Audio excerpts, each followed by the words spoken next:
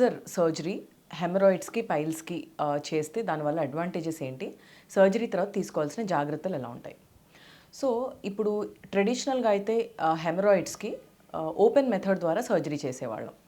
దీని ద్వారా each haemorrhoidal బేస్ని ఇండివిజువల్గా సూచర్స్తో లైగేట్ చేసి హెమరాయిడ్ని ఎక్సైజ్ చేసేవాళ్ళం. ఇట్లా చేయడం వల్ల పేషెంట్కి సర్జరీ తర్వాత సివియర్ పెయిన్ అండ్ ఎక్కువ రోజుల వరకు హీల్ అవ్వకపోవడము అండ్ ఎక్స్ట్రీమ్ కేసెస్లో కొన్నిసార్లు ఏనల్ కెనాల్ స్టీనోసిస్ అంటే మోషన్ వచ్చే ఆ దారి మూసుకుని పోవడము, ఇలాంటి కాంప్లికేషన్స్ ఎక్కువగా చూసేవాళ్ళం.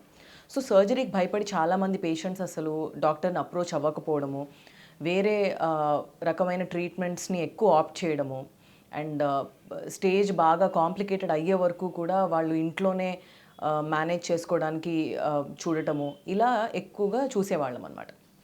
So nowadays we are doing laser surgery for hemorrhoids. So దీనివల్ల ఏంటి అంటే ఎలాంటి స్టేజ్లో ఉన్న హెమరాయిడ్స్కైనా కూడా బయట నుంచి ఎలాంటి కుట్లు లేకుండా ఫస్ట్ గ్రేడ్ 1 అండ్ గ్రేడ్ 2 హెమరాయిడ్స్కి అయితే ఎక్స్క్లూజివ్గా లేజర్ మాత్రమే వాడి, అదే గ్రేడ్ 3 అండ్ గ్రేడ్ 4 హెమరాయిడ్స్కి అయితే లోపల నుంచి హెమరాయిడోపెక్సీ అనే ఇంకొక మెథడ్ కూడా చేసి కంబైన్డ్గా దాంతోపాటు లేజర్ కూడా వాడి ట్రీట్మెంట్ చేయొచ్చు. ఇలా చేయడం వల్ల పేషెంట్కి డే కేర్ ప్రొసీజర్ లాగా అంటే morning to night or at the maximum next day morning వరకు అడ్మిషన్ సరిపోతుంది. పేషెంట్కి మినిమల్ పెయిన్ అండ్ పోస్ట్ ఆపరేటివ్గా complications like bleeding and taking a lot of time to recover from the surgery and work disturb అవ్వడము, ఇలాంటి కాంప్లికేషన్స్ని మనం prevent చేయొచ్చు.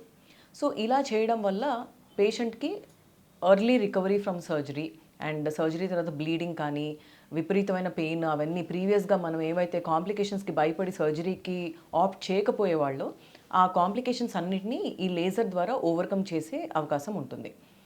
So either open method ద్వారా చేసిన లేజర్ ద్వారా చేసిన హెమరాయిడ్స్కి 8 to 10% రికరెన్స్ ఛాన్స్ ఉంటుంది. అంటే ప్రతి 100 పేషెంట్స్కి ఎవరైతే సర్జరీ ఆప్ట్ చేసుకుంటారో ఆర్ సర్జరీ ఆఫర్ చేస్తామో వాళ్ళలో ఒక 8 పేషెంట్స్కి మళ్ళీ ఫ్యూచర్లో someway down the lane haemorrhoids వచ్చే అవకాశం ఉంటుంది. సో ఇలా రాకుండా సర్జరీ తర్వాత కొన్ని లైఫ్ స్టైల్ మోడిఫికేషన్స్ చేసుకోవాల్సి వస్తుంది.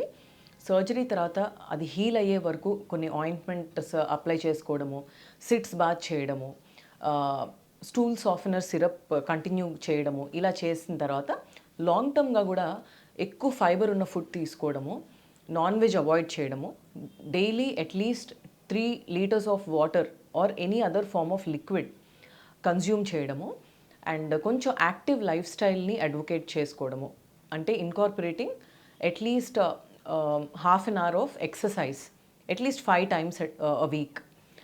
ఇలా చేయడం వల్ల మళ్ళీ ఫ్యూచర్లో ఎప్పటికీ హెమరాయిడ్స్ రాకుండా వాళ్ళ వైపు నుంచి they can cooperate with the surgery. So surgery fail అవ్వడం అనేది ఉండదు. Sometimes the patient fails the surgery, అంటే సర్జరీ చేసి పూర్తిగా హెమరాయిడ్స్ని బర్న్ చేసేసిన తర్వాత లేజర్తో ఒకవేళ ఫ్యూచర్లో పేషెంట్ లైఫ్ స్టైల్ మోడిఫికేషన్స్ చేసుకోకపోతే కనుక there is a slight chance of recurrence. కాబట్టి ఇలా లైఫ్ లాంగ్ కూడాను కొన్ని లైఫ్ మోడిఫికేషన్స్ చేసుకుంటే కనుక సక్సెస్ఫుల్గా from both doctors side and patient side రెండు వైపుల నుంచి ఉంటేనే మనకి సక్సెస్ఫుల్ ట్రీట్మెంట్ అనేది లాంగ్ టర్మ్లో పాసిబుల్ అవుతుంది.